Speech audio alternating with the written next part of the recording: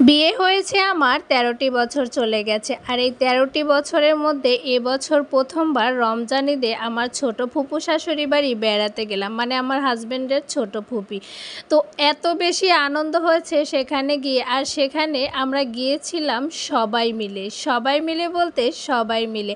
আমার হাজব্যান্ড, আমি এবং আমার ২ মেয়ে, আমার ২ ননদ, তাদের ছেলেরা, তাদের ছেলের বউয়েরা এবং তাদের বাচ্চা-কাচ্চা, নাতি-নাতকুর মানে সবাইকে মিলে গিয়েছিলাম। এত বেশি আনন্দ হয়েছে, তো সেটাই হচ্ছে আজকে আপনাদের সঙ্গে শেয়ার করব। তো এখন হয়তো অনেকে বলতে পারেন যে বিয়ে হয়েছে ১৩ বছর, এর মধ্যে কেন যাননি সেখানে? আসলে আমার নতুন বিয়ে হয়েছে থেকে প্রতিবারই হচ্ছে ফুপি বলতো তাদের বাড়িতে বেড়াতে যাওয়ার জন্য, কিন্তু কোনো না কোনো কারণে আসলে হয়ে উঠতো না। এর আগে যখনই ঈদ কোরবানিতে বাড়িতে এসেছি, তো যখন আমার শাশুড়ি মা বেঁচে ছিলেন, তো আম্মু দেখা যায় প্রায় সময় অসুস্থ থাকতো। আর এর আগে যতবারই হচ্ছে একটু খেয়াল করে দেখবেন ঈদ কোরবানির সময় কিন্তু মানে বৃষ্টি হতো। আর আমার ফুপি শাশুড়িদের বাড়ি হচ্ছে আমার শ্বশুরবাড়ি থেকে হেঁটেই যাওয়া যায়। তাদের বাড়িতে যেতে হচ্ছে কিছুটা পথ মাটির রাস্তা। তো বৃষ্টি নামলে হচ্ছে অনেক বেশি কাদা হয় তাদের সেই রাস্তাটায়।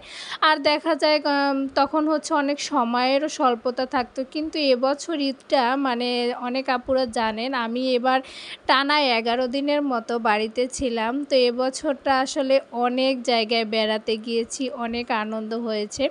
তো যাই হোক, আমরা হচ্ছে সবাই মিলে রওনা দিয়ে দিলাম। আমার শ্বশুরবাড়ি থেকে হচ্ছে ফুপিদের বাড়ি হেঁটে যাওয়া যায়, কিন্তু সেখানে দেখা যায় বাচ্চা-কাচ্চা আছে। তো গরমে আসলে ওদের হাঁটতে একটু অসুবিধেই হবে। তো এইজন্য হচ্ছে আমরা গাড়ি করে চলে আসলাম। আর এখানে আমরা পাকা রাস্তায় নেমে গিয়েছিলাম। পাকা রাস্তায় নেমে ওখানে গাড়ি রাখা ছিল। আর তারপর হচ্ছে এখান দিয়ে মানে আমরা ফুপিদের বাড়িটা আসলে একটু বিলের মধ্যে বলতে গেলে। তো একাদের একটি বাড়ি তো আমরা হচ্ছে পাকায় নেমে গিয়ে আমাদের এদিকে আমরা বলি কোলা, তো কোলার মাঝখান দিয়ে একটু পথ হেঁটে যাচ্ছিলাম। আর দেখেন তো সূর্যমুখী ফুলগুলো এত সুন্দর ফুটে আছে, মানে সূর্যমুখীর নামই হচ্ছে সূর্যমুখী। তো সূর্যের দিকে মুখ করেই আছে। তো আমি হচ্ছে হাঁটতে হাঁটতে ভিডিওটা নিচ্ছিলাম। আর রোদ ছিল অনেকটাই, রোদের জন্য একদমই তাকাতে পারছিলাম না, কিন্তু রোদের সাথে সাথে কিন্তু অনেক বেশি বাতাস ছিল।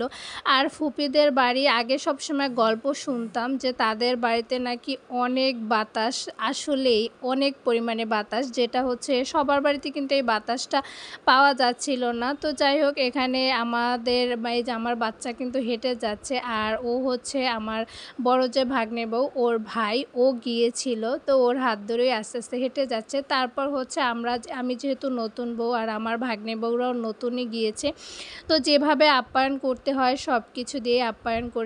তো আমরা হচ্ছে নাস্তা টাস্তা করে তারপর হচ্ছে একদম রোদের মধ্যে আমার ফুপার হচ্ছে তরমুজের ক্ষেত আছে, তো সেখানেই আমরা যাচ্ছিলাম। তো আমাদের ইচ্ছে ছিল যে না, একদম ক্ষেতের মাঝখানে বসেই তরমুজ কেটে সেখানে বসেই খাবো। তো এই জন্য হচ্ছে আমরা সেই রোদের মধ্যে কিন্তু সবাই একদম আমার ননদ টনদ সবাই মিলেই কিন্তু হেঁটে যাচ্ছিলাম। তো অনেকটা একদম মাঝখানে চলে গিয়েছিলাম ক্ষেতের। তো দেখেন অনেক রোদ ছিল, আপনারা ভিডিওতে হয়তো বুঝতে পারছেন যে কী পরিমাণ রোদ ছিল।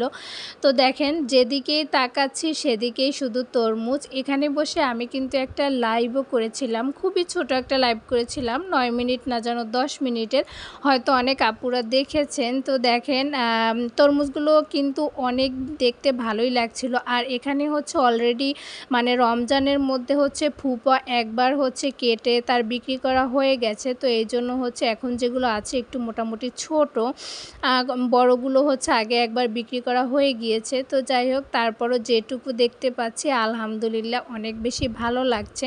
তো এর মধ্যে হচ্ছে আমি একটু পিছনে পড়ে গিয়েছিলাম, তো গিয়ে দেখলাম যে ফুপা অনেকগুলো তরমুজ কেটে ফেলেছে। তো আমরা সবাই খাচ্ছি আর অনেক আনন্দ করছিলাম যে মধু মধু রসমালাই খাচ্ছি। তো যাই হোক, তারপর হচ্ছে আমরা খেয়ে আবার যেহেতু দুপুর হয়ে গেছিলো, আমাদের দুপুরের খাবারের আয়োজন করেছে, তো আমরা হচ্ছে আবার চলে আসলাম। তো দেখেন এটা হচ্ছে একদম বাড়ির পাশেই একটা মানে সূর্যমুখীর ক্ষেত, এত সুন্দর বাতাস। তো আমি হচ্ছে ফুপিকে বলেছিলাম যে ফুপি, এরপর থেকে যতবারই বাড়িতে আসবো আপনাদের এখানে আর যাই হোক, মানে এই বাতাসটা, এই যে একটা শান্তির বাতাস, এই বাতাসটা খেতে আসবই। সত্যি অনেক বেশি বাতাস ছিল। আমরা তো সারাটাক্ষণ হচ্ছে আম গাছের নিচে বসেছিলাম।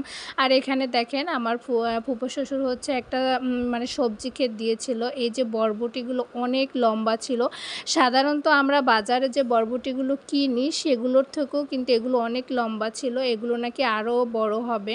তো যাই হোক, তাই একটু বিকালবেলায় ভিডিওটা করে নিচ্ছিলাম। তারপর কিন্তু আমরা রওনা দিয়ে দিয়েছিলাম। আমাদের যেতে যেতে সন্ধে হয়ে গিয়েছিল।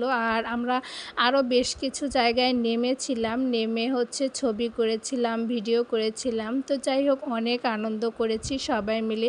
তো দুপুরে খাওয়া দাওয়ার পার্টটা হচ্ছে আর ভিডিও করিনি, যেহেতু অনেকটা গরম ছিল, বাচ্চা ছিল অনেকগুলো, ওদেরকে খাওয়াতে হয়েছে। তারপরে আমরা সবাই মিলে খেয়েছি।